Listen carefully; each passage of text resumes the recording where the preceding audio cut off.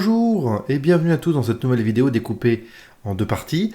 La première partie va être la dissection d'une fleur de colza, dont la tige que vous avez actuellement devant vous, et une deuxième partie qui va parler de la floraison sous forme d'un schéma. Alors, nous allons commencer par la tige de colza, que vous voyez devant vous. Alors, elle est constituée de deux parties. La première partie, il s'agit de la partie où on voit l'ensemble des fruits. Le colza fait partie de la famille des brassicacées. Dans cette famille, on va trouver tout ce qui est choux, chou-fleur, etc. Et là, je vais vous présenter donc les fruits, disons, caractéristiques de la famille des brassicacées, donc la famille du colza, qu'on appelle les psylliques. Donc là, je suis en train de couper le fruit pour voir ce qu'il y a à l'intérieur, et notamment pour voir les graines. Vous pouvez voir d'ailleurs les graines en cours de maturation. Après cette première partie sur la tige, on voit les fruits. On a la partie, on va dire, florale, où on va avoir les différentes fleurs. Alors, une première partie où on a les fleurs qui commencent à tomber, avec le pistil qui est en train de se transformer, et transformer en fruits. Et au sommet, les fleurs encore intactes, dont une qu'on va disséquer.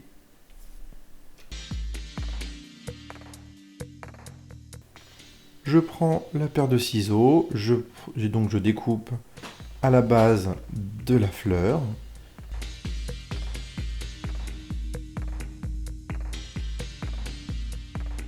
Alors voici une fleur de colza avec ici sa tige qu'on appelle le pédoncule.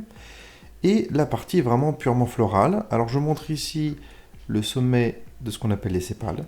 Et là, les 4 magnifiques petits pétales jaunes, caractéristiques du colza, qui fleurit nos champs en ce moment. Au centre, on va avoir les organes reproducteurs de la plante, donc de la fleur, les étamines et le pistil qu'on va disséquer. Donc, je m'apprête à disséquer chaque partie de la fleur avec la pince et on va zoomer et accélérer pour plus de fluidité.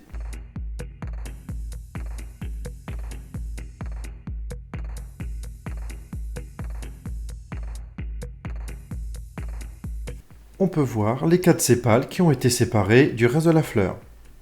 Et puis on va passer aux pétales.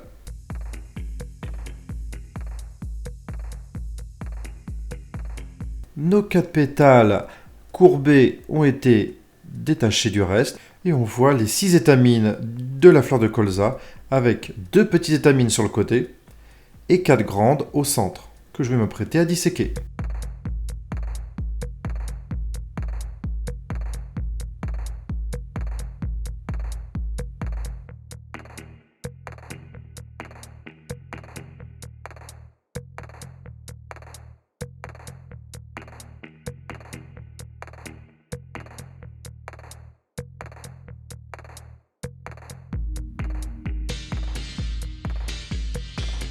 Et on obtient enfin le pistil, qui est la partie femelle de la fleur, par rapport aux étamines, qui sont la partie mâle de la fleur. Nous allons passer à l'étape d'élaboration de ce qu'on appelle le diagramme floral, que vous voyez actuellement devant vous. Nous allons pouvoir disposer sur chacun des cercles les différentes parties de la fleur qu'on a disséquées. Donc vous voyez, il y a 4 cercles, ce sont les 4 parties qu'on a disséquées. Et on va pouvoir mettre avec les flèches les différentes légendes dont je vous ai parlé au cours de la vidéo. Donc d'abord, nous commençons par les sépales. C'est la partie la plus externe.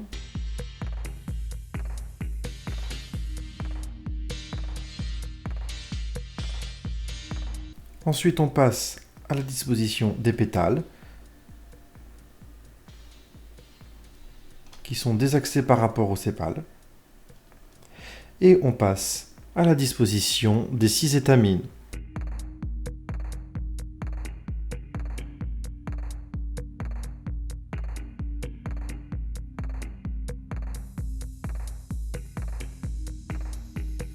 Et on vient placer naturellement notre pistil au cœur du diagramme floral.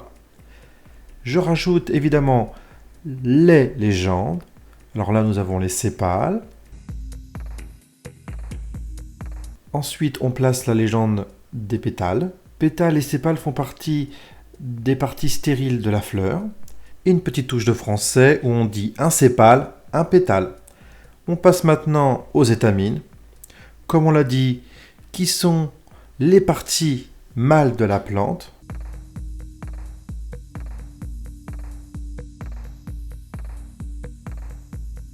Cette partie mâle d'ailleurs va produire ce qu'on appelle le pollen, et c'est le pollen du colza d'ailleurs qui peut provoquer certaines allergies au printemps. On finit par le pistil, la partie femelle de la plante, qui va contenir et produire les ovules. Un petit point de vocabulaire, un être vivant qui possède à la fois des organes génitaux mâles et femelles s'appelle un être vivant hermaphrodite, comme la plupart des plantes à fleurs.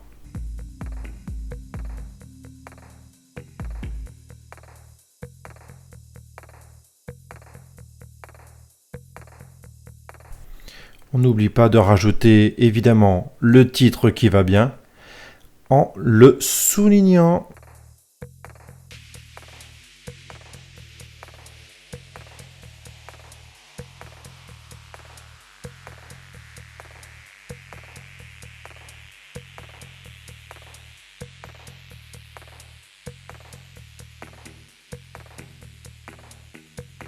Pour conserver notre diagramme florable au cours du temps, nous allons mettre un peu de scotch sur chaque partie qu'on a déposée. Et notre diagramme floral sera terminé.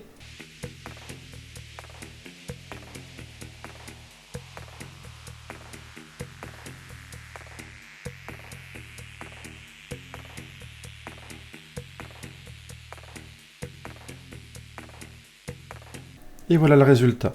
On va pouvoir passer à la deuxième partie, mais d'abord, des petites précisions sur les parties reproductives de la plante.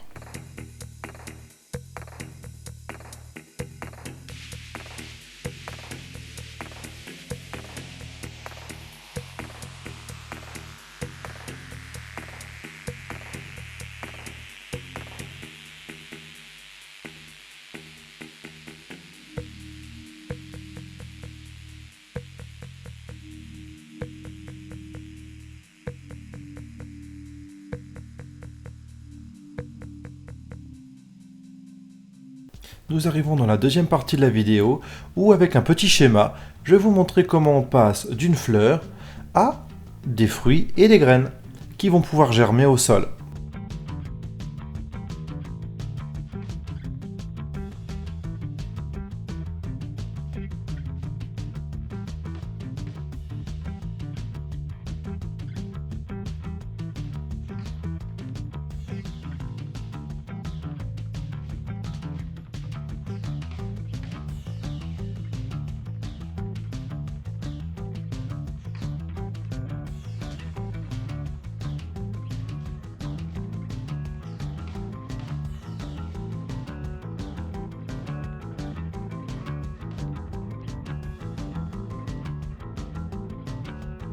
Nous arrivons avec un petit schéma d'une fleur avec les symboles mâle et femelle pour les étamines et le pistil et les étamines qui produisent le pollen qui va pouvoir aller polliniser une autre fleur de la même espèce.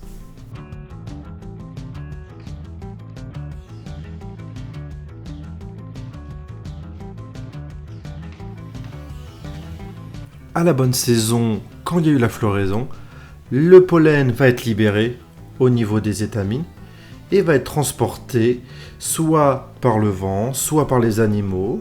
Et cette étape très importante de la reproduction des plantes à fleurs s'appelle la pollinisation.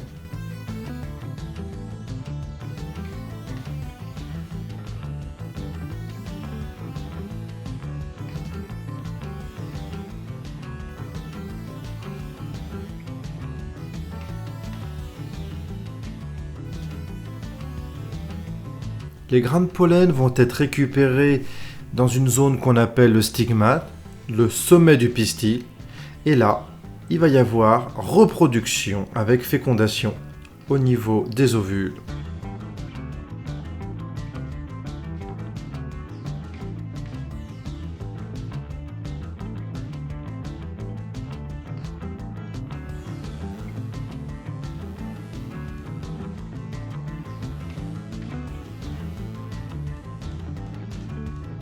Avec un certain temps de maturation, les ovules et les ovaires vont se transformer après reproduction et fécondation en fruits et graines. Cette étape s'appelle la fructification. Elle peut prendre plusieurs jours à plusieurs mois. L'ovaire et donc le pistil va se transformer en général en fruit. Et chaque graine est issue des ovules qui ont été fécondés par les grains de pollen.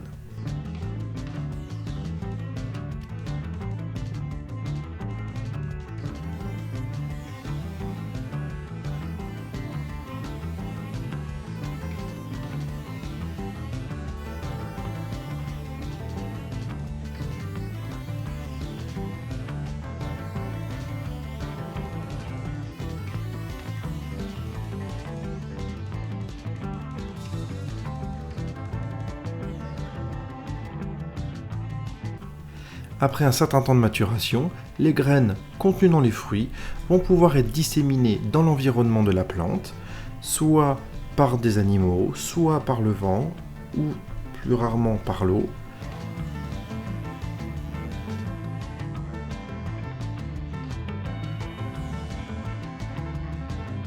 On appelle cette étape la dissémination.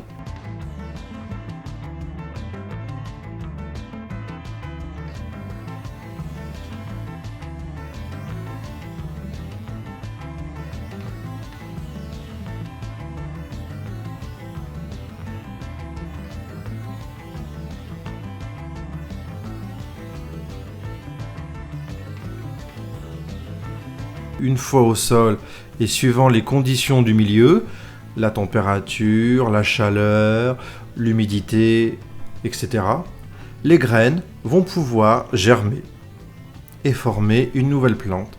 Et le cycle se répète.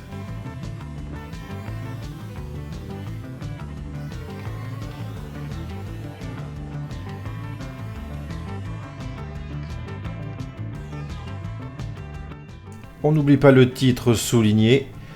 Et cette vidéo s'achève enfin. Merci de l'avoir suivi et bon courage à vous et à une prochaine.